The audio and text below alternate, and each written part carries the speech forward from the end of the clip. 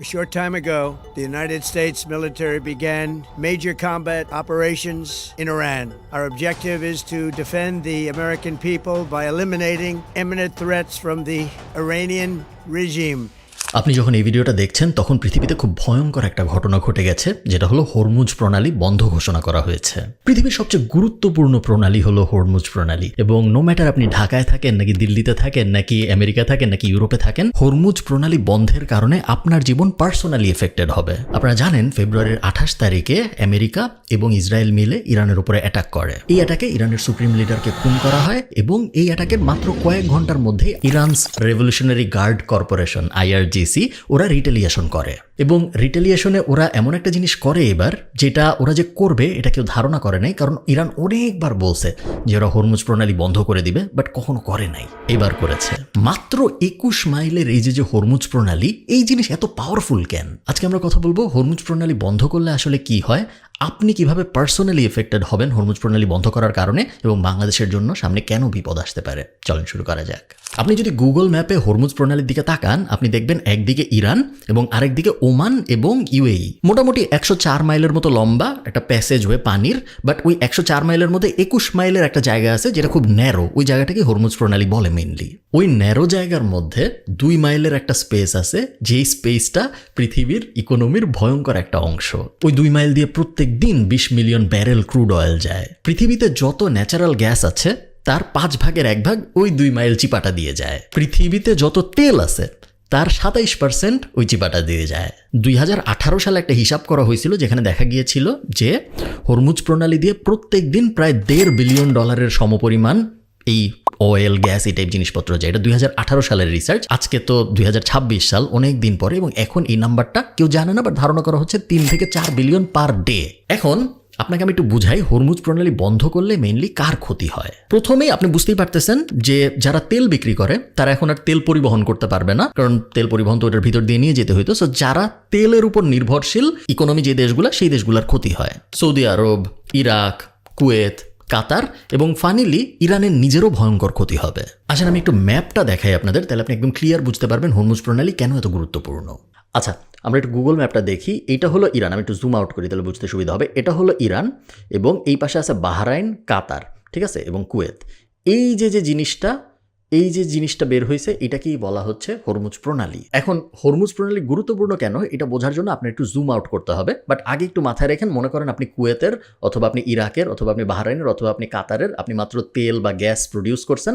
এখন আপনি এই তেল বা গ্যাস পুরো দুনিয়ায় নিতে চান। ধরেন আপনি কাতার, আপনি নিতে চান। এখন আপনি কিভাবে নেবেন? এতদিন পর্যন্ত এই যে এখান থেকে জাহাজে যাইতেন এবং তারপর জাহাজ দিয়ে এখান থেকে বাইর করে নিয়ে আসতেন। এই প্রণালীটা যদি আমি বন্ধ করে দিই, তাহলে আপনার উপায় কি? আমি যদি জুম আউট করি, আপনি বুঝবেন আপনার আসলে আর কোনো উপায় নেই। কারণ দেখেন, এদিক দিয়ে কিন্তু বের হওয়া যায় না, এখানে সব আটকানো, এগুলো সব আটকানো। এখানে কিন্তু ল্যান্ড আছে মাঝখানে, যে আমি যদি একটু জুম ইন করি, এগুলো সব ল্যান্ড দিয়ে আটকানো। সো জুম আউট করলে আপনি দেখবেন এই হরমুজ প্রণালীটা যদি বন্ধ করে দেওয়া হয়, তাইলে এই পুরা গালফের দেশগুলার তেল, গ্যাস এগুলো বাইর করার আসলে কোনো উপায় নাই। কারণ এখন একমাত্র উপায় হলো ওর বের করে পুরা এখান থেকে তো বাইর করতে পারবে না। সো রোডে করে পুরা ওই পাশে নিতে হবে, এবং তারপর ওই দিক থেকে মেডিটেরিয়ান সি দিয়ে বাইর করতে হবে, যেটা সম্ভব না। এবং এই টাইপ কাজকর্ম কখনোই করা যায় না, প্লেনে করেও আপনি তেল গ্যাস নিতে পারবেন না। সো এটা এমন একটা প্রবলেম, যেই প্রবলেমের কোনো অল্টারনেটিভ সলিউশন নাই। ছোটোখাটো কিছু গ্যাস নেটওয়ার্ক আছে, বাট ওইটা দিয়ে ধরেন দিনে 1 মিলিয়ন ব্যারেলও যায় না। সো মোট কথা হলো কোনো সলিউশন আসলে নাই। আচ্ছা, আমরা একটু পিছনে আসি এবং আমরা বোঝার চেষ্টা করি পুরো ব্যাপারটা হলো কি জন্য। আপনারা জানেন 2024 সালে ইসরায়েল এবং ইরানের মধ্যে ফার্স্টবারের মতো মিলিটারি স্ট্রাইক এক্সচেঞ্জ হয়। 2025 সালে তো 12 দিনের একটা যুদ্ধ হয়, যে যুদ্ধটা নিয়ে আমার আলাদা ভিডিওই আছে। এবং ওই যে 12 দিনের যুদ্ধটা হয়, ওই যুদ্ধটাই কিন্তু আমেরিকা B2 বম্বার এনে ওই যে ইরানের তথাকথিত নিউক্লিয়ার স্থাপনা ধ্বংসের জন্য অভিযান চালাইছিল। আপনারা জানেন নাকি জানি না, গত 2-3 সপ্তাহে আমেরিকা ভয়ঙ্কর কিছু কাজ করছিল, যা হলো ওদের যত পাওয়ারফুল রণতরী টাইপ জিনিসপত্র আছে সব কিছু ওরা মিডল ইস্টে নিয়ে আসতেছিল। 2003-এ ইরাকে যখন ইনভেশন করে আমেরিকা, তারপরে এইরকম পাওয়ারফুল মুভমেন্ট আমেরিকার দেখায় নাই। আপনারা জানেন যে একটা ওই যে রণতরী আছে USS আব্রাহাম লিঙ্কন বলে, ওইটা আসছে। তারপর জেরাল্ড ফোর্ড নামে আরেকটা রণতরী আছে, ওইটা আসছে। এই রণতরীগুলা এত বড়, রণতরী মানে হলো অনেক বড় জাহাজ।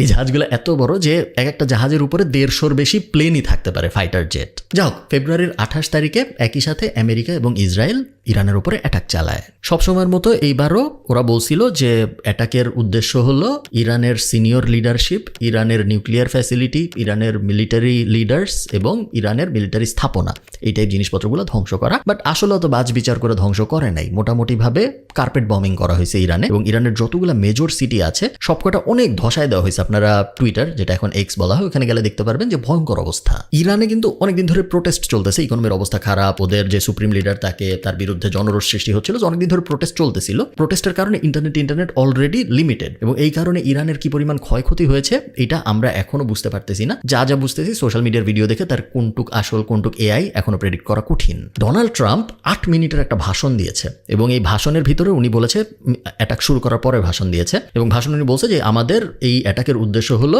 ইরানে রেজিম চেঞ্জ করা। ইরানে যে রেড ক্রস আছে তারা একটা রিপোর্ট দিয়েছে গতকাল, এবং তারা বলছে যে 200 জন মারা গেছে প্রথম দিনের স্ট্রাইকে, এবং টিপিক্যাল ইসরায়েল যা করে তাই করছে। মেয়েদের একটা স্কুলে হামলা চালাইছে, বম ফেলছে, এবং 50 জন বাচ্চা মারা গেছে ওই জাস্ট একটা বমিংয়েই। যাই হোক, ইরানকে যখন অ্যাটাক করা হয় ইরান অবশ্যই রিটালিয়েশন দেখানো উচিত ছিল, এবং রিটালিয়েশন হিসেবে ইরান যেটা করে, ওর আশপাশে আমেরিকার যত বন্ধু বান্ধব আছে এবং আমেরিকার যত বেজ আছে সব জায়গায় একসাথে মিসাইল অ্যাটাক করে। বাহরাইন, কাতার, ইউএই, কুয়েত, এগুলো তো আমেরিকার বন্ধু, এবং এগুলোর বেশিরভাগ জায়গায় কিন্তু আমেরিকার বেজও আছে, সেগুলোর সবকটাই ইরান অ্যাটাক করে। আপনারা হয়তো দেখছেন অলরেডি যে বুর্জ খলিফা খালি করা হচ্ছে, কারণ বুর্জ খলিফায় বমিং এর আশঙ্কা করা হচ্ছে। পাম জুমায়রায় আগুন ধরে গেছে, কারণ পাম জুমায়রাও কিন্তু একটা বম পড়ছে। মোটামুটি ভাবে এই রিজিয়নের ভিতরে আমেরিকার যত বন্ধু আছে সবাই ভয়ের মধ্যে আছে, কারণ ইরান কখন ওদেরকে অ্যাটাক করবে কেউ বুঝতেছে না। এবং এই অ্যাটাকের সাথে সাথে ইরান আজকের ভিডিওর যে মেইন আলোচ্য বিষয় হরমুজ প্রণালী, সেই হরমুজ প্রণালীও বন্ধ ঘোষণা করছে। হরমুজ প্রণালীতে গত 24 ঘন্টায় যত জাহাজ আসছে সবাইকে ইরানের আর্মি বলছে যে ভাই তুমি দাঁড়ায় থাকো অথবা ফিরে চলে যাও, তোমরা ঢুকতে দেওয়া হবে না। Sepah Navy, Iran's Islamic Revolutionary Guard Corps Navy. From now on, all navigating through the Strait of Hormuz is forbidden. No ship in every type is not allowed to pass from the Strait of Hormuz till next notice. This is Sepah Navy, out. তেলের দাম বাড়ছে already, যুদ্ধের বয়স এখনো 24 ঘন্টা হয় নাই, 12%। বলা হচ্ছে যে 7 থেকে 10 দিনের মধ্যে তেলের দাম 2 গুণ থেকে 3 গুণ হয়ে যাবে যদি হরমুজ প্রণালী এভাবে বন্ধ থাকে। আমরা তেল করতেছি এই কারণে মনে হইতেছে যে হরমুজ প্রণালী দিয়ে মনে হয় তেলই আসে, বাট ব্যাপারটা কিন্তু তা না। হরমুজ প্রণালী দিয়ে অনেক গ্যাসও আসে।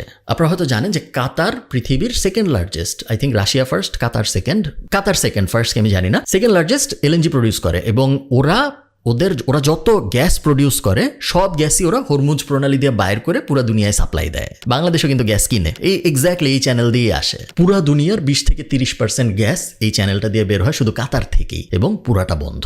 আপনার বুঝতে হবে তেল, গ্যাস, জ্বালানি, যেটা আমরা বলি সহজ বাংলায়, জ্বালানি জিনিসটা এত গুরুত্বপূর্ণ যে জ্বালানির প্রাইসে যখন ইম্প্যাক্ট পড়ে তখন আমাদের জীবনের সব কিছুর উপর ইম্প্যাক্ট পড়ে। কারণ ধরেন আপনি চাল কিনবেন, চালটা তো ট্রাকে করে আসছে, ট্রাকে করে কিভাবে আসছে, ট্রাকের ভিতরে তেল ছিল, ট্রাকে করে আসার আগে কৃষক যখন ফলাইছে তখন কৃষকের কাছে ওই বীজটা আনতে তেল দিয়ে প্লেনে করে বা জাহাজে করে আনতে হয়েছে। পুরো দুনিয়ার ইকোনমি অ্যাকচুয়ালি তেল এবং গ্যাসের সাথে ভয়ঙ্করভাবে রিলেটেড, এবং এই কারণে বলা হচ্ছে যদি 30 দিন হরমুজ প্রণালী বন্ধ থাকে তাহলে পুরো দুনিয়ার রিসেশনে চলে যাওয়ার সম্ভাবনা 75%। রিসেশন হলে কি হয় আপনারা হয়তো জানেন, রিসেশন হলে জব বন্ধ হয়ে যায়, নতুন কোনো জব ক্রিয়েশন হয় না, স্কুইজ হয় ইকোনমি, মানে কেউ খরচ করতে চায় না। কেউ যখন কোনো কিছু খরচ করতে না চায় কোনো একটা দেশে, তখন ওই দেশের জিডিপি হ্রাস পায়। কারণ ধরেন আমি বেতন পেয়েছি কিন্তু আমি খরচ করব না, আমি যদি খরচ না করি তাহলে দোকানে আমি বেশি টাকা দিব না, দোকানে আমি যদি বেশি টাকা না দিই তাহলে ওই দোকানদার যে সে বেশি ইনকাম করতে পারবে না, সো সে তার বাচ্চার জন্য বেশি খরচ করতে পারবে না। সে যদি তার বাচ্চার জন্য বেশি খরচ করতে না পারে তাহলে তার বাচ্চার জন্য সে যেখান থেকে জিনিসপত্র কিনতো সেগুলোও সে কিনতে পারবে না। সো পুরো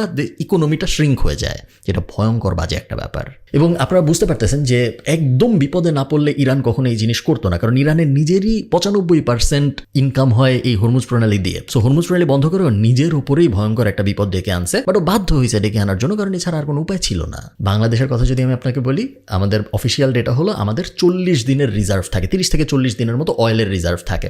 মানে হলো নতুন অয়েল যদি ইম্পোর্ট করা না হয় তারপরেও আমরা বাংলাদেশে 30 থেকে 40 দিন গাড়ি চালাইতে পারবো। বাট এরপর কি?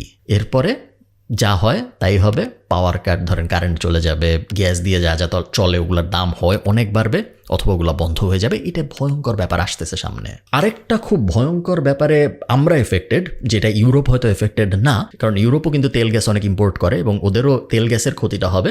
বাট আরেকটা ভয়ঙ্কর ক্ষতি বাংলাদেশের হবে, যেটা অন্য কারো হবে না, সেটা হলো রেমিটেন্সের ক্ষতি। আপনারা জানেন যে 10 মিলিয়নের বেশি বাংলাদেশি 22 বিলিয়নের বেশি রেমিটেন্স পাঠায় জাস্ট এই গালফের দেশগুলোর থেকে। সামনে ঈদ আসতেছে, তারপরে আরেকটা ঈদ আসতেছে এবং ঈদের সময় রেমিটেন্স আরও বাড়ে। যখন এই রিজিয়নটার ভিতরে যুদ্ধ লাগে তখন কি হয়, তখন মানুষ সবচেয়ে আগে কনস্ট্রাকশন, মানে এমন এমন জিনিস যেগুলো এখনো পুরোপুরি হয় না এবং আপাতত না হলেও হয় 1 বছর পরে শুরু করলেও হয়, সো কনস্ট্রাকশন, রোড ওয়ার্ক, তারপরে এই টাইপ ক্লিনিং এই টাইপ জিনিসপত্র আগে বন্ধ করে দেয়। এবং আনফর্চুনেটলি আমাদের সবচেয়ে বড় লেবার ফোর্স এই কাজগুলোই করে, এবং এগুলো যখন বন্ধ করে দেওয়া হবে আমাদের রেমিটেন্সে ভয়ঙ্কর এফেক্ট আসতে পারে বলে সবাই সন্দেহ করতেছে। এখন আমরা সবাই ওয়েট করতেছি বোঝার জন্য যে এটা কি টেম্পোরারি নাকি, কারণ ইরান নিজেও এটা অনির্দিষ্টকাল চালাতে চাবে না, কারণ ওদের নিজেদেরও অনেক ক্ষতি হচ্ছে। অ্যাট দ্য সেম টাইম ইরানের নতুন সুপ্রিম লিডার কে হবে এটা এখনো আমি যখন এই ভিডিও রেকর্ড করতেছি আমি জানি না, এখন অ্যানাউন্স হয় নাই। সে কি প্রো আমেরিকা হবে, যেটা আমেরিকার মনে মনে খায়েশ, নাকি সে অ্যাকচুয়ালি একটা উত্তরসূরি হবে ইরানের যে আগের সুপ্রিম লিডার ছিল তার, এটার উপরেও অনেক কিছু ডিপেন্ড করে। যদি আমেরিকার পছন্দের কেউ হয় তাহলে হরমুজ প্রণালী খুব সহজেই আবার খুলে যাবে। যদি অ্যাকচুয়াল সাকসেসর হয়, অ্যাকচুয়াল উত্তরসূরি হয় আগের জনের, তাহলে হয়তো হরমুজ প্রণালী খুলবে না, ওরা প্রতিশোধ নেওয়ার চেষ্টা করবে এবং তারপর খুলবে। অলরেডি আইআরজিসি বলছে যে আমরা দোজক পর্যন্ত যাইতে রাজি এর প্রতিশোধ নেওয়ার জন্য, এবং জায়নিস্টদের এবং আমেরিকাকে এবং আমেরিকার বন্ধুদের সাথে আমরা যা যা করা দরকার তাই করব প্রতিশোধ। কারণ আপনারা বুঝতে পারতেছেন না যে বিষয়টা কত, এই জিনিসটা এত ডাইনামিক, যেটা আজকে যদি আমরা হরমুজ প্রণালী নিয়ে আলাপ করতেছি এই কারণে আমরা অত ডিটেইলে যাব না। বাট আয়াতুল্লাহ খোমেনি যে সে কিন্তু মানে গডের পরে second most religiously powerful figure ইরানের, আল্লাহকে মানে তারপর উনারে মানে, এই অবস্থা। সে তো শুধু মানে দেশের প্রধান না বাংলাদেশের মতো, সে একই সাথে রিলিজিয়াস হেডও, এই কারণে ওর বলা হয় সুপ্রিম লিডার। সো ওকে মেরে ফেলা হয়েছে, আবার এমন একটা সময় ওকে মেরে ফেলা হয়েছে যখন ইরানে 70 থেকে 80% মানুষ উনার বিরুদ্ধেই প্রোটেস্ট করতেছিল, খুশি ছিল না, কারণ অনেক বেশি অপারেশন ছিল, এই করতে দিব না, অনেকটা মানে অথরিটেরিয়ান রিজিম হইলে যা হয় ওই ব্যাপারটা ছিল। সো এত ইন্টারেস্টিং এবং এত অদ্ভুত একটা ক্যাচালের মধ্যে পুরো ব্যাপারটা পড়ছে যে কিছুই বোঝা যাচ্ছে না যে সামনে কি হবে। আমরা জাস্ট ওয়েট করতে পারি এবং দেখতে পারি। খুবই সতর্ক করে দিচ্ছি আমি আপনাদের, আপনারা যদি সময় টিভি, 71 টিভি ইত্যাদি দেখেন, আপনারা দেখবেন ইরান পাগলের মতো জিততেছে। আবার আপনি যখন প্রো ইসরায়েল টিভিগুলা দেখবেন, ধরেন ফক্স টিভি, ফক্স নেটওয়ার্ক ইত্যাদি, যেগুলো আর কি ট্রাম্পের অনেক সাপোর্টার, এরকম রাইট উইং মিডিয়া যখন আপনি দেখবেন, তখন আপনি আবার দেখবেন যে আমেরিকা এবং ইসরায়েল ফাটায় ফেলতেছে। দুটোর কোনোটাই পুরোপুরি সত্য না, বাট বেশিরভাগ সময় বাংলাদেশের গুলো কম সত্য।